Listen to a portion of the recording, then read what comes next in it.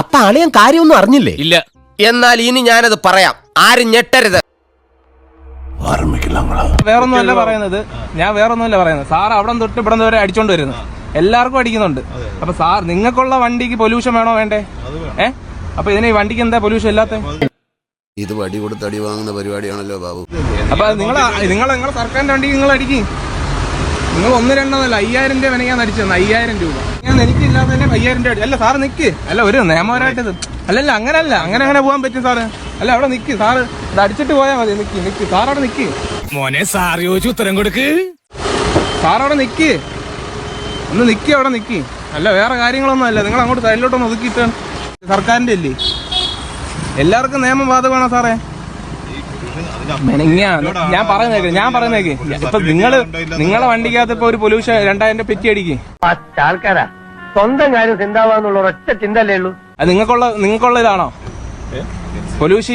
ഇത് 25-ാം തീയതി തീർന്നിട്ടുണ്ട്, ജനുവരി. ഇത് ഫെബ്രുവരിയാ, മനസ്സിലായ? 1-2 നിങ്ങൾ അടിക്കുന്നത്. രാവിലെ ഇവിടെ വന്ന് കിടന്ന് 1000, 2000, 3000 ഒക്കെ നിങ്ങൾ അടിച്ചു തരുന്നത്. രാവിലെ എല്ലാരും ജീവിക്കാൻ വേണ്ടി ഇറങ്ങുന്നത് സാറേ.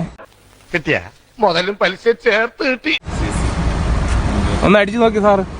എന്നാ തീർന്നിട്ടുള്ളതെന്ന് 2000 രൂപ അടിക്കും അങ്ങോട്ട്. 2000 രൂപ അടിക്കും അങ്ങോട്ട്.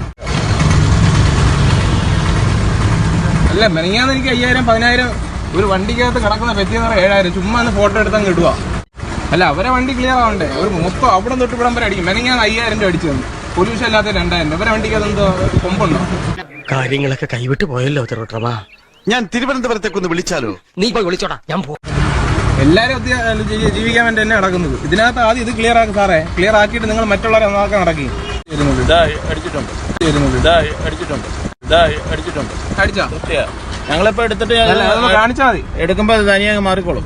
ആയിക്കോട്ടെ. സാറിന് വണ്ടിക്ക് അടിച്ചായിരുന്നു? അപ്പൊ അടിച്ചില്ലേ? അപ്പൊ വേറെ കാര്യങ്ങളൊന്നും ഇല്ല. ഞാനിപ്പോ ഒരു പുതിയ മനുഷ്യനാണ്, 100% സൽസ്വഭാവി. അല്ല ഇതിനെ പൊല്യൂഷൻ ഇല്ലല്ലോ, ഞങ്ങൾ എടുത്തോളാം. അല്ല അങ്ങനെ പറഞ്ഞാൽ പറ്റുമോ? സാറിന് അടി, വണ്ടിക്ക് അടിക്ക്. അപ്പൊ എല്ലാവർക്കും സമാധാനമായല്ലോ. എന്നാ കാണാം. നമുക്ക് എല്ലാവർക്കും 10000, 20000 രൂപ വെക്കാൻ നടക്കുക. പൊല്യൂഷൻ എടുത്ത് കാണിച്ചാലേ നിങ്ങൾക്ക് ഫൈൻ ഒഴിവാകും. നമുക്കുള്ള കാര്യമല്ല പറയാൻ സാർ. ഈ വണ്ടിയുടെ കാര്യം ഞാൻ പറഞ്ഞത്. നീ ബുദ്ധിമാനായിക്കോ, പക്ഷെ മറ്റുള്ളവരെ വെറും മണ്ടന്മാരായി കളയരുത് കേട്ടാ.